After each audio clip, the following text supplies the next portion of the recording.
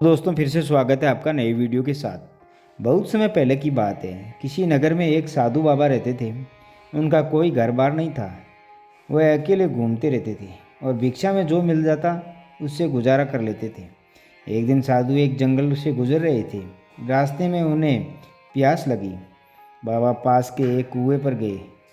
जब वह पानी भरने लगे, कुएं के मुंडेर पर चढ़े तो देखा कि कुआं बिल्कुल सूखा हुआ था।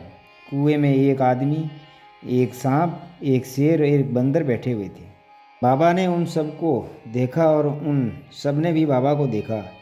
उन सब ने बाबा से प्रार्थना की, बाबा हमें कुएं से बाहर निकाल दीजिए, हम आपका उपकार कभी नहीं भूलेंगे।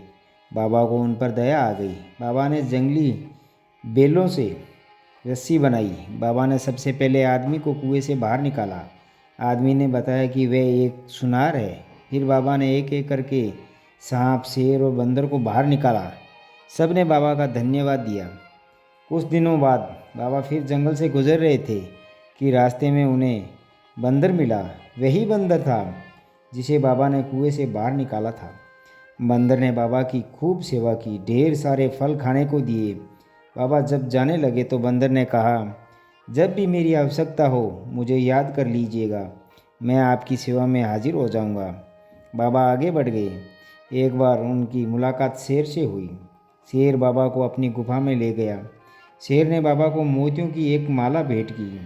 शेर ने बताया, यह माला एक कौवे की चोंच से छूटकर गिर गई थी। शेर से विदा लेकर बाबा शहर की ओर चले। शहर पहुंचकर उन्होंने सुनार की याद आई। पूछते पूछते वे सुनार की दुकान पर पहुंचे।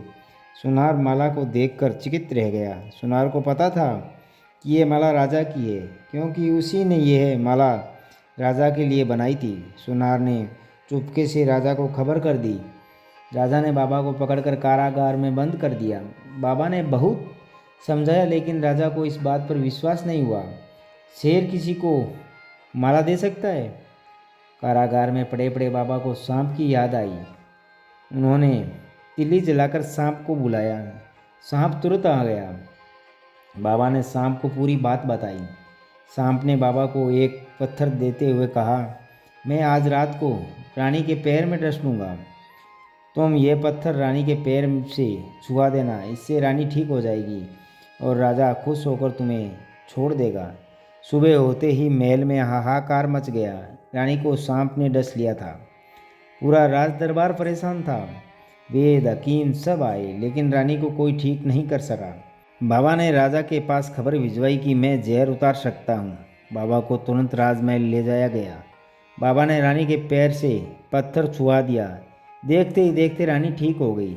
राजा बहुत खुश हुआ। उसने बाबा से पूछा, यह पत्थर तुम्हारे पास कहाँ से आया? बाबा ने बताया, ये पत्थर मुझे सांप ने दिया था। सांप और शेर मेरे मित्र है और शेर ने ही आपकी यह माला मुझे दी थी। यह माला कोई कौवा लेकर जा रहा था, उसकी चोंच से छूटकर ज़मीन पर आ गिरी थी। शेर के किसी काम की नहीं थी, उसने मुझे भेंट कर दी। राजा को अब बाबा की बात पर विश्वास हो गया। उसने आदर सहित बाबा को रिहा किया और उन्हें अनेक स्वर्ण मुद्रिकाएं भेंट की।